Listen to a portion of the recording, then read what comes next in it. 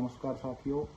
लोहारू के अंदर आप सभी को पता है एक मामला हुआ था जिसमें एक व्यक्ति को पहले तो वो लापता हो गई। लापता की जब एफआईआर लिखवाने के लिए उसके पिता गए, सारा प्रकरण आपको पता है कि पुलिस वालों ने सीरियस नहीं लिया। 2 दिन के बाद में उसकी डेड बॉडी मिली। जिस प्रकार की हालत में मिली वो भी हमको और आपको सब पता है। उसके बाद में सीएम के आदेश पर 4-5 पुलिस वाले जो लोहारू थाने से संबंधित थे उनका निलंबन हुआ और एसपी का ट्रांसफर हुआ। अब समझने वाली बात यह है कि इसमें एसपी का ट्रांसफर किस बेस पे हुआ, क्योंकि एसपी की ना तो एफआईआर लिखने में कोई बात थी, ना ही उनकी भूमिका थी। एसपी का ट्रांसफर समझ से परे है। फिर उसके बाद में जांच में तेजी लाने की बात, कई डॉग स्क्वाड आया, नहर में छानबीन हुई, गोताखोर आए, लेकिन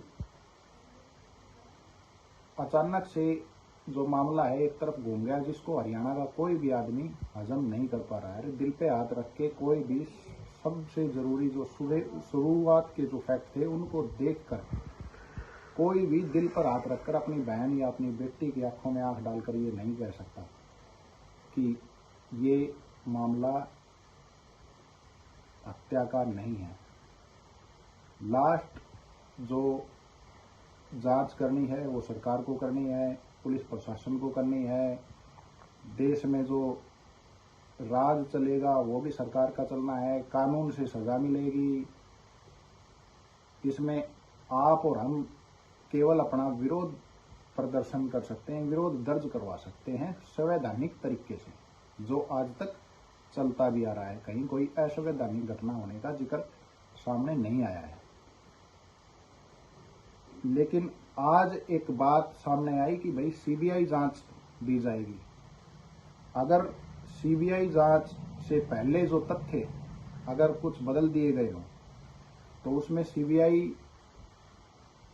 क्या निष्पक्षता से जांच कर सकेगी, क्योंकि सीबीआई पर भी निरंतर रूप से उंगलियां पहले उठ चुकी है। जैसे मैं बात करूं, पहले सीबीआई जांच 2010 से 2017 के बीच 2G स्पेक्ट्रम पर चला था।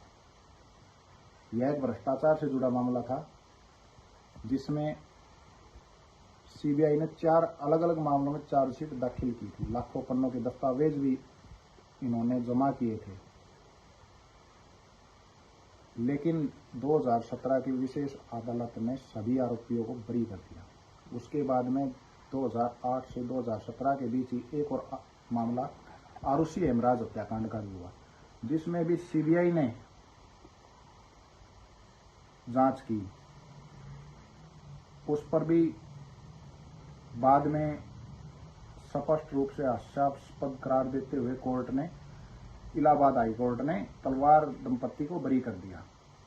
बोफोर्स घोटाला 1980 से 2005 के बीच में भी इसमें सीबीआई की जांच पर सवालिया निशान लगे थे। कोयला घोटाला, राजीव गांधी हत्याकांड, इसके अलावा एक हाल ही में मामला हुआ था राजस्थान के अंदर। मैं आपको फ्लैशबैक में ले चलूं, 24 जून 2017 इस दिन राजस्थान के कुख्यात गैंगस्टर कहे जाने वाले और लोकल एरिया में वहां के रॉबिन हुड कहे जाने वाले, समाज सेवी कहे जाने वाले। एक और घटना याद आती है जब चौधरी देवीलाल मुख्यमंत्री होते थे, शायद ये 1987 की बात है। उस समय पे एक अधिकारी को एक विधायक के कहने पर होम मिनिस्ट्री ने सस्पेंड कर दिया था। वो किसी मंत्री के पास पहुंचे और उन्होंने बताया कि जी मैं गलत नहीं हूं, मेरी बहाली करवाओ। तो उन्होंने कहा कि जी आप चंडीगढ़ 300-400 लोगों को लेके आ जाओ। तो वो 300-400 लोगों को लेके पंचकुला, उस समय पे चौधरी देवीलाल जी का जो सीएम हाउस था उसके सामने पार्क में बैठ गए। पार्क में बैठने के बाद में जब देवीलाल शाम को घूमने के लिए निकले तो उन्होंने पूछा कि ये भीड़ किस प्रकार से लगी हुई है। तो अधिकारियों ने बताया कि जिस अधिकारी को आपने सस्पेंड किया था वो अपनी बहाली के लिए आए हैं। देवीलाल जी ने बिना मिले तुरंत कह दिया था कि इनको बहाल किया जाए, 300-400 लोग गलत नहीं हो सकते। यहाँ भावनाएं पूरे हरियाणा की, पूरे राष्ट्र की जुड़ी हुई है। आप वीडियो देखो किस प्रकार से कल रोहतक के अंदर जो बहनें प्रदर्शन कर रही थी, उनकी आंखों में आंसू थे। बहन मनीषा के दादा के आंखों में आंसू थे। क्या वो आंसू गलत है? अपने दिल पर हाथ रखकर ये बता दो। धन्यवाद। अंतिम जांच जो होनी है वो सरकार को करनी है और वो सभी हमें मानना पड़ेगा। ये मजबूरी ही मान लो कि मानना पड़ेगा।